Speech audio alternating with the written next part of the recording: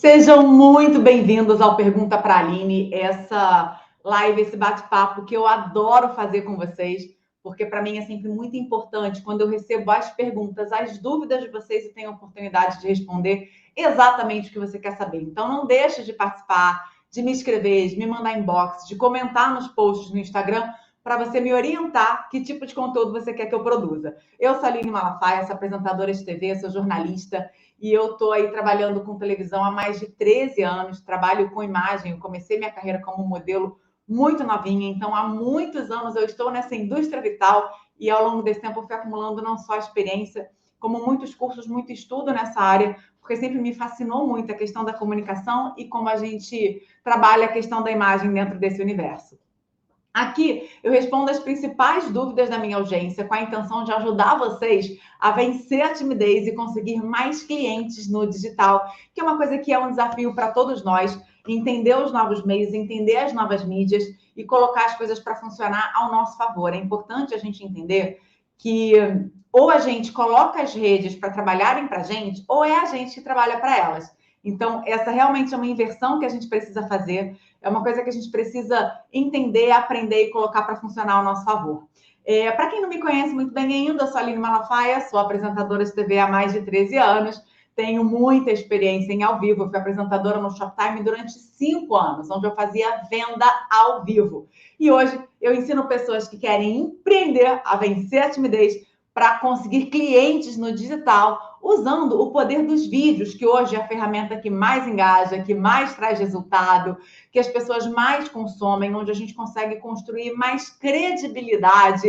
Enfim, existem diversos tipos de vídeo que você pode usar para responder, para atender a sua clientela, os seus potenciais clientes, os seus seguidores. Isso é tudo muito bacana. E está tudo aí, acessível. Está tudo na nossa mão. É só a gente aprender, se capacitar, entender que falar bem para a câmera, aprender técnica de oratória, aprender a se comunicar em vídeo, perder a vergonha, vencer a timidez, é uma questão de construção de conhecimento, de aprendizado, como tudo na nossa vida. Tudo na nossa vida a gente precisa aprender para conseguir fazer. Por que seria diferente com vídeo, né? Muita gente fica com essa questão de, ai, mas eu não consigo, eu não sei fazer. Tá ótimo que você não sabe, a gente não sabe tudo, então tá na hora de aprender, e eu tô aqui para isso. Vamos à nossa primeira pergunta. Como não deixar a ansiedade chegar e estragar tudo? Gente, isso é muito importante. Porque a nossa ansiedade, ela é uma coisa que bagunça a nossa cabeça. Hoje, durante a apresentação do programa que eu estava fazendo na Band, o Vem Com a Gente, que eu estou apresentando essa semana ao vivo, eu tive um problemão, porque eu fiquei sem ponto. Acabou a bateria do receptor do ponto, eu estava no ar com 2 convidados no meu sofá, eu tinha que continuar seguindo com o programa, tinha que em algum momento ir para o break, e eu não sabia que horas eu ia ter que chamar o break, e eu não tinha mais contato com o diretor, né? Porque o programa ao vivo, as coisas acontecem literalmente ao vivo. Então, eu precisava ouvir o diretor para saber o que fazer a seguir, para entender o que a gente ia, como é que a gente estava no tempo. O meu ponto morreu.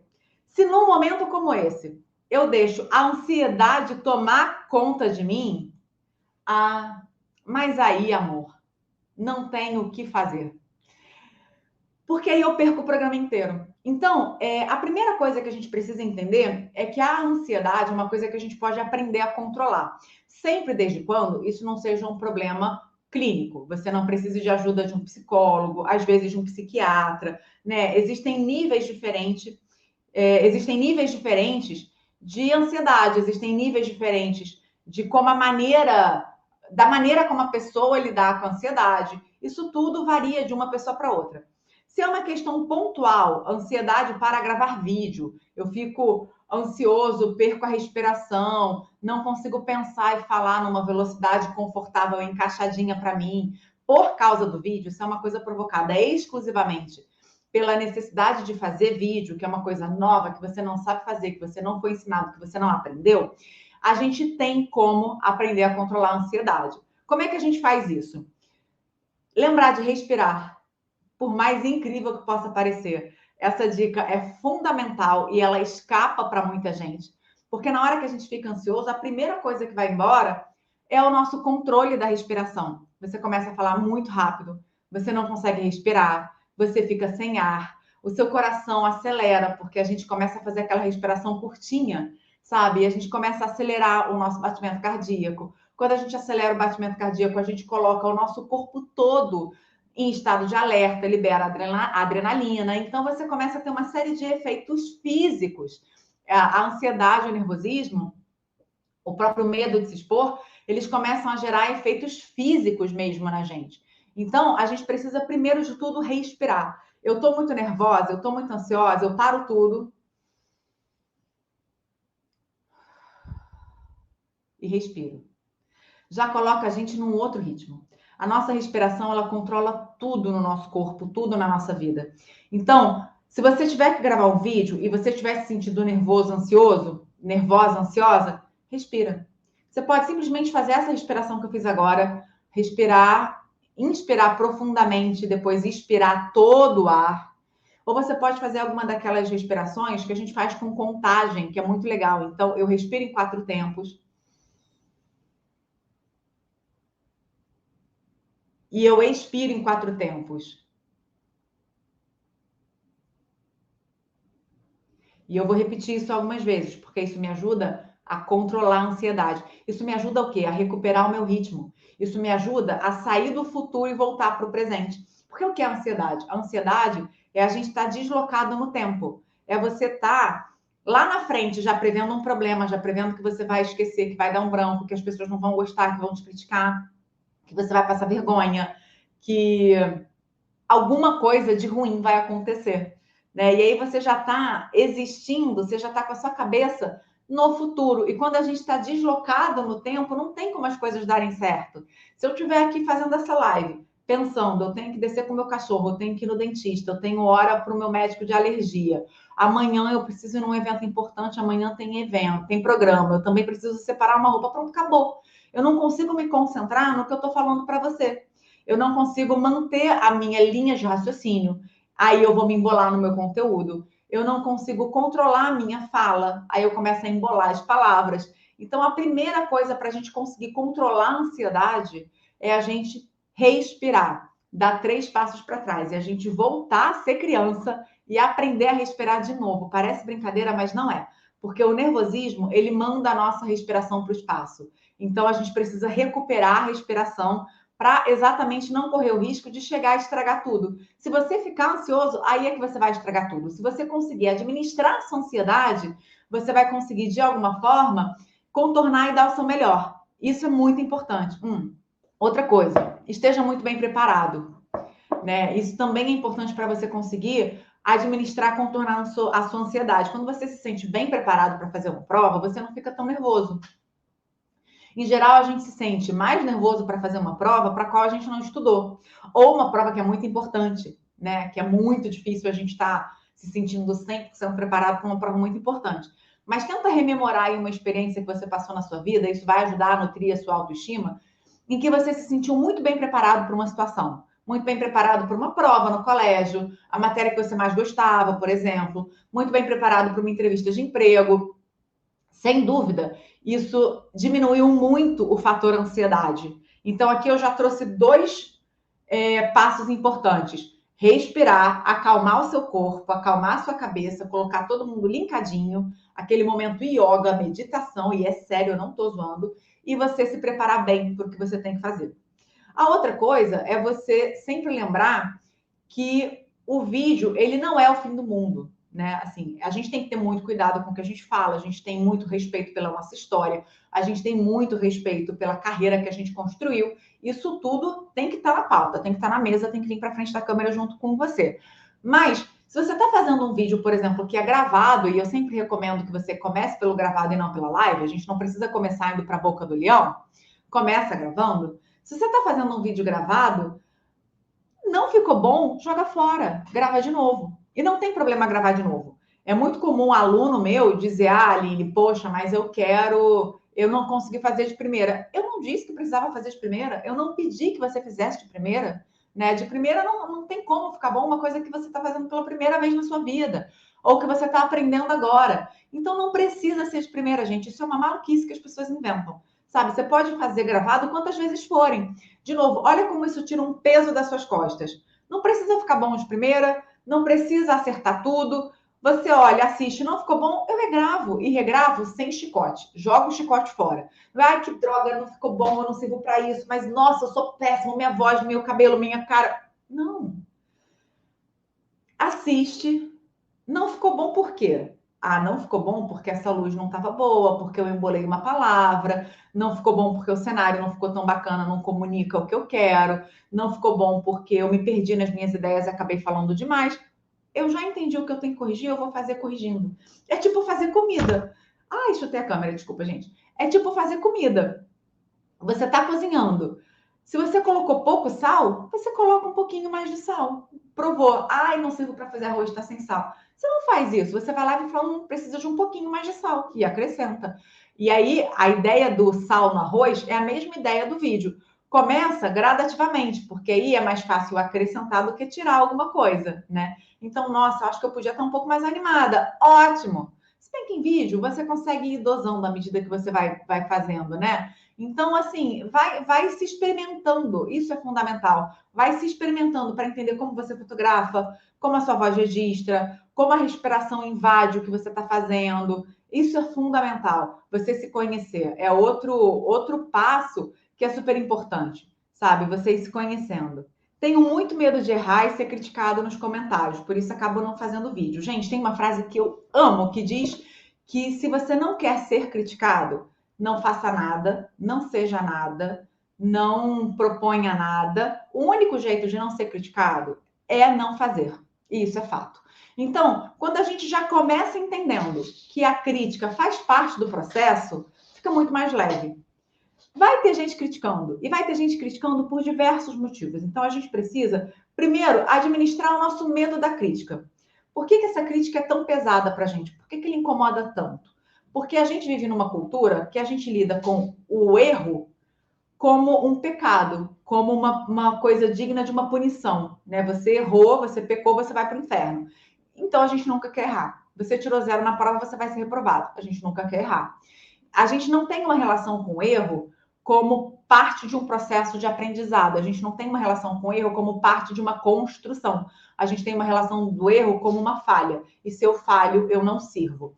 A gente precisa, para começo de conversa, ressignificar a nossa relação com os nossos erros, com as nossas falhas.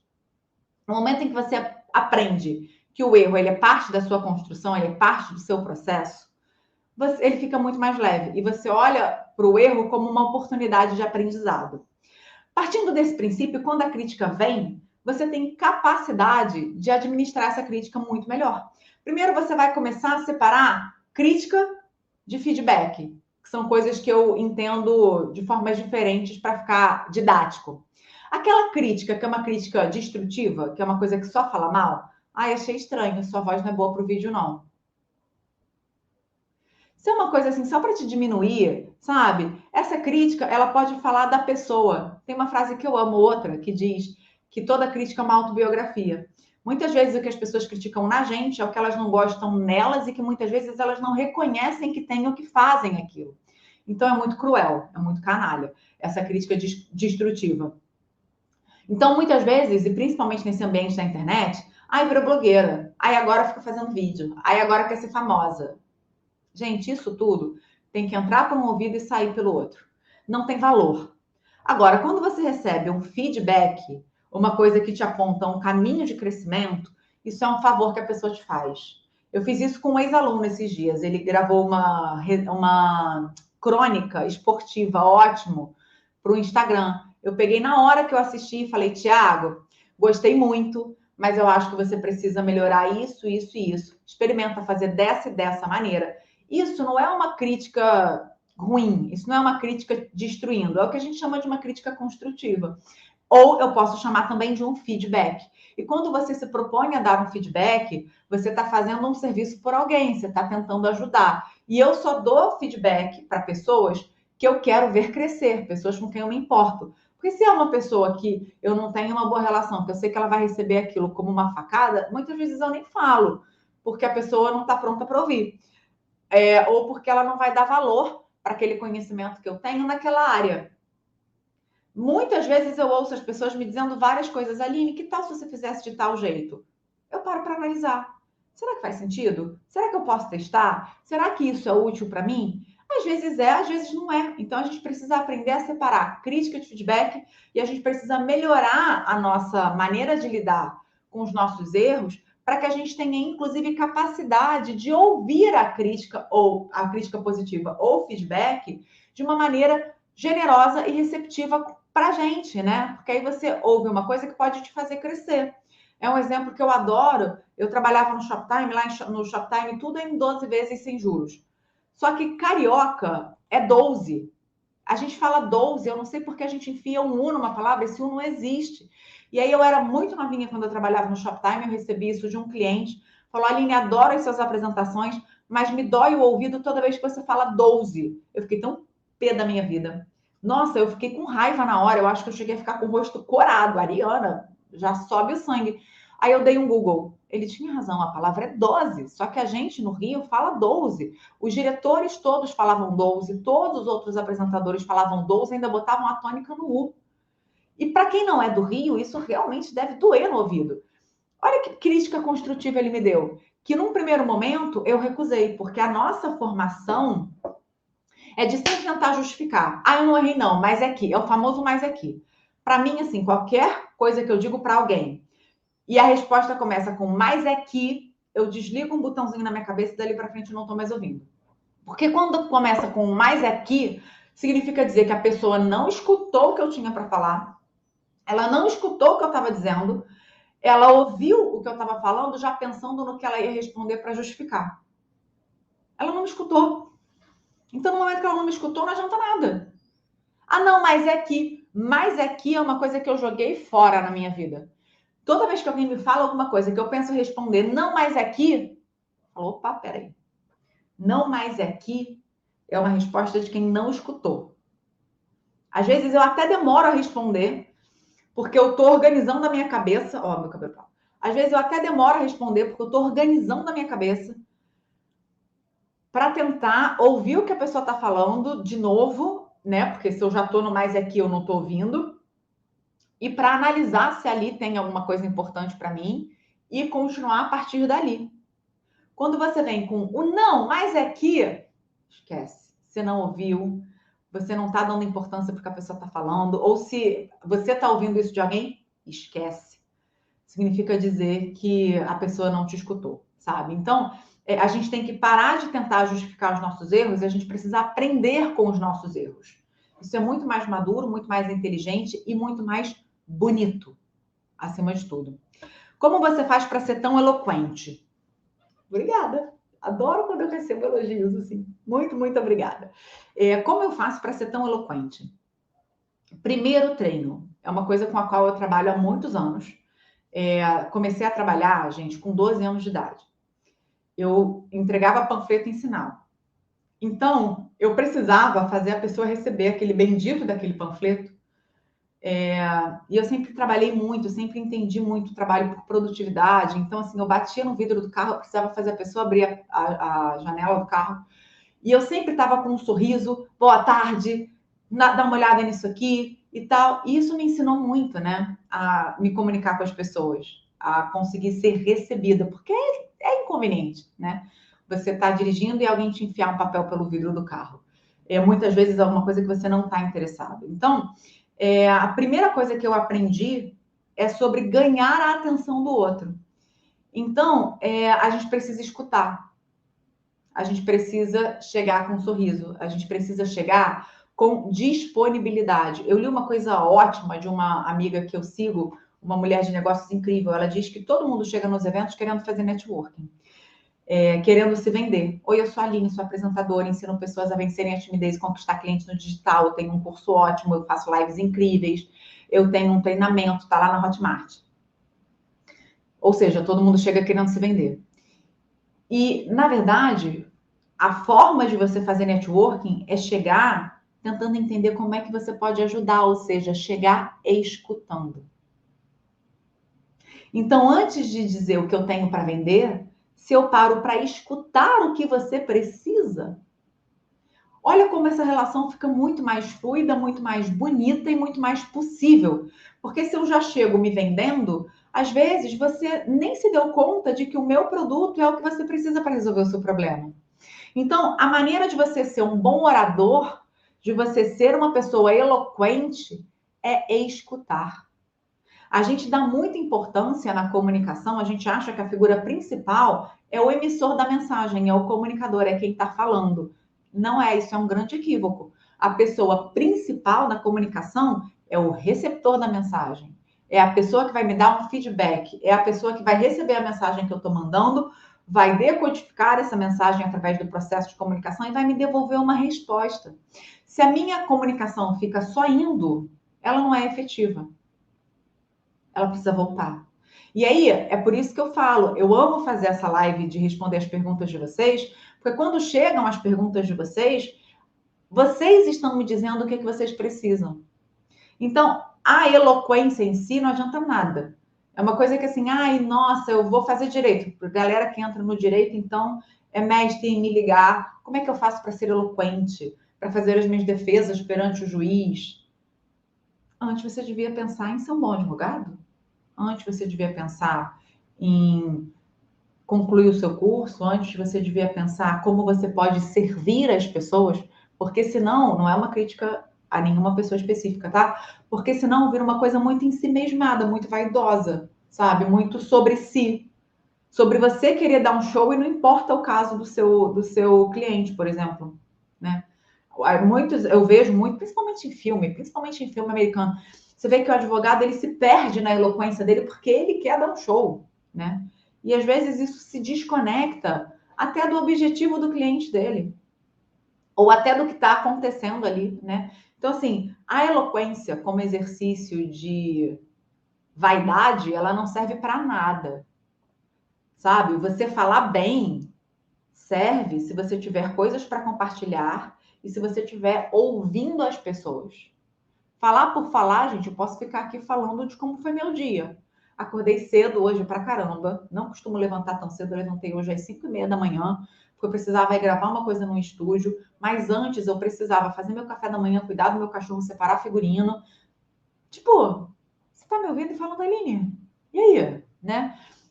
Então, antes da gente pensar em ser eloquente, é interessante a gente pensar em como a gente pode ajudar as pessoas, em como o recado que a gente tem para dar, o nosso conhecimento, pode colaborar com as pessoas. Antes de pensar em ser eloquente, é importante a gente pensar em ser um bom ouvinte, né?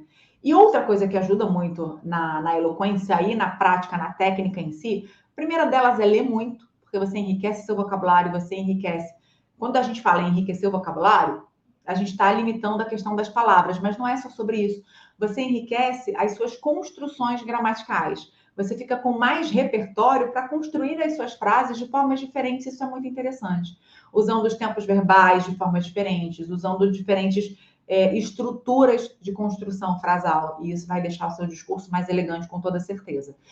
Outro recurso que eu gosto e que eu uso muito é ouvir podcasts. Porque a partir do discurso do outro, você vai treinando, de novo, ouvir, escutar. Você vai treinando a sua cabeça para a construção oral. Aí a gente tem os dois suportes, né? O suporte da comunicação escrita e o suporte da comunicação oral, da comunicação falada. Eu amo podcast, por isso, inclusive. E, num terceiro momento, aí já num estágio mais avançado, eu gosto de ter conversas difíceis. Falar sobre assuntos que eu não conheço, discutir, debater pontos de vista com pessoas que pensam exatamente o oposto a mim. Porque quando a gente fala para quem pensa como a gente acaba falando numa caixa de ressonância. O que eu falo, eu escuto. E aí o debate não evolui. Tem um ditado ótimo, nossa, eu estou citando vários ditados hoje, que diz que onde tem mentes sábias, ideias diferentes, né, opiniões diferentes, não geram discórdia, geram novas ideias, geram um debate, e isso é muito legal. Então, eu procuro conversar com pessoas que pensam diferente de mim. Eu procuro, quando alguém vem me apresentar um assunto novo, tipo, um date, o crush vai falar sobre o trabalho dele, que é astrofísica. Nada de astrofísica, gente. Mas eu vou ouvir o que ele tem para me dizer, A partir do que ele me diz, eu começo a construir, a processar um repertório, e aí eu começo a acessar o que eu tenho de referência. Ah, perfeito, não sei nada de astrofísica, mas eu assisti um filme lindo, chama Marte 1, aí eu já trouxe para o meu universo, por exemplo, da cultura, do cinema, da comunicação, que vai representar o Brasil no Oscar, e tem um menino que é da favela e que quer ser astrofísico, olha que interessante, e não, e blá, blá, blá, blá, e você começa olha que coisa legal, você está expandindo o seu repertório.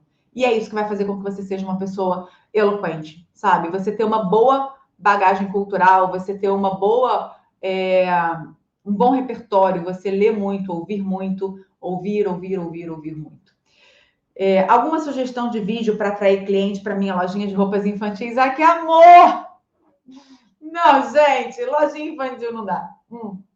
Alguma sugestão de vídeo para atrair cliente para minha lojinha de roupas infantis? Olha, eu acho que funcionaria muito aqueles vídeos narrados, né? Assim, quando você trabalha com criança, se você não tem uma criança sua, tem que tomar muito cuidado com a questão do direito de imagem, da exploração de imagem de criança, né?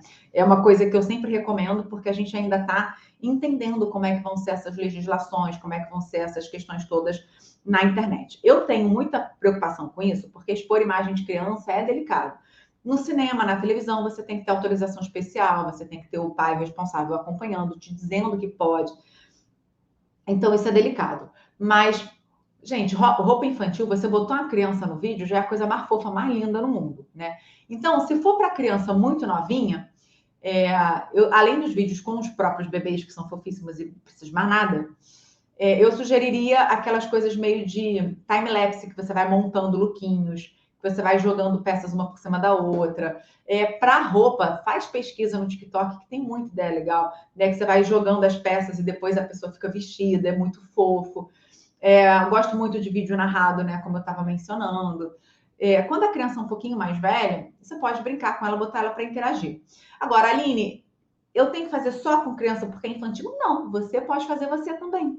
E aí você pode fazer mostrando, tipo provador. Gente, essa blusinha aqui é super fofa, vai ficar uma graça na sua filha para ir não sei aonde, no seu filho. Ou essa peça aqui é unissex, que agora a gente fala sem gênero, né? Serve para meninos e meninas, olha que fofo, e vai servir durante tanto tempo, e depois a calça vira uma bermuda, enfim. Isso de conversar é sempre muito legal. Para roupa, funciona muito a coisa do provador, de mostrar a peça, de mostrar os detalhes. Todo mundo gosta de ver o detalhe. Então, essa blusa tem uma golinha mais alta, que dispensa o uso de algum acessório. A pessoa baixou a vendedora do Shoptime. Essa blusa tem uma golinha mais alta, que dispensa o uso de um colar. Agora, se você quiser um colar, tem que ser um grande, que venha por cima. Se não, você pode investir num brinco maior, que hoje eu até estou usando um brinco maior do que eu costumo usar para as minhas lives. Como ela é branca, básica, pode adicionar um conteúdo de cor para o seu figurino, para o seu look. Meia manguinha, que é ótimo para o Rio de Janeiro, que a gente tem essa estação que agora a gente está vivendo esse mês que a gente não sabe se vai esquentar, se vai esfriar, e fica elegante. Se você precisar ir trabalhar, ela vai do trabalho para happy hour. Vai colocando sempre na vida da pessoa. O segredo da venda é esse, é você colocar, eu conto esse segredo tudo, né? O segredo da venda é esse, é você colocar na vida da pessoa, porque ninguém precisa de mais uma blusa. A menos que essa blusa me gere mais pressão, resolva um problema. Olha que interessante que fica. Última pergunta. Faço harmonização facial nas orelhas dos meus pacientes. Olha que interessante. Conserta a famosa orelha de abano. Como posso fazer para atrair mais clientes para o meu perfil? Eu nem sabia que dava para consertar orelha de abano com harmonização facial. Para isso, gente, antes e depois é ótimo. E eu não sei qual é a sua área, não sei se exatamente com o que você trabalha. Você falou harmonização facial, eu imagino que não seja cirurgiã.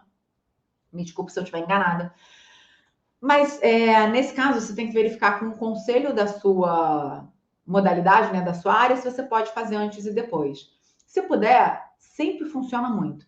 Pedir vídeo para paciente, contar o processo, falar da recuperação, que as pessoas sempre têm dúvida, né? Contar o processo, como é que faz, quanto tempo tem que ficar de repouso, se dá ponto, se não dá ponto, como é que se tem que deixar de fazer alguma coisa, se não pode fazer exercício, se não pode comer alguma coisa. Tirar a dúvida, gente. Abre caixinhas de perguntas e tira a dúvida. Abre seu inbox para as pessoas. Isso vai te dar ideia de vídeo para o resto da sua vida, sabe? Isso é muito legal. E aí, é ir testando. vale para essa da orelha da harmonização facial e vale para de roupa infantil. É ir testando. Os vídeos que mais deram certo são os vídeos que mais funcionam para o seu público, para o seu nicho. Então o público adora quando eu comento dos detalhes da cirurgia, da preparação, do pós. Ótimo, você pode comentar todos os aspectos. O dia que surgir uma dúvida nova, você pode fazer um outro vídeo. Acaba sendo muito legal. Gente, a gente vai ficando por aqui com esse Q&A, que é maravilhoso esse nome, Question and Answers, o famoso pergunta que eu respondo. Prazer imenso estar com vocês aqui. Por favor, me falem das dúvidas de vocês, eu estou à disposição para as dúvidas, para as sugestões, para as críticas, para tudo que vocês tiverem que colocar aqui para mim, interajam, para ajudar a mostrar para as redes, né, que esse é um conteúdo bacana que vocês estão curtindo.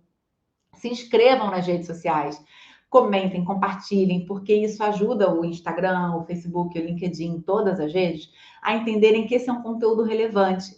Quanto mais você interage com o conteúdo, mais ele viraliza. A gente vê muito isso nas fake news, a gente vê muito isso nas coisas de política, de esporte, essas coisas que geram muita comoção. Por que isso chega em tanta gente? Porque muita gente interage com esses conteúdos. E a partir dos algoritmos, a partir dessas interações, os algoritmos das redes entendem, nossa, esse é um conteúdo que interessa para pessoas e vai espalhando. Então, se você curtir e comentar o meu vídeo, ele vai aparecer para mais um número X de pessoas. Então, façam isso. Muito obrigada, continuem acompanhando, que sempre tem conteúdo novo aqui, sempre tem dúvida, sempre tem podcast, sempre tem live, sempre tem muita coisa para a gente compartilhar, para a gente se falar. Um super beijo e até a próxima.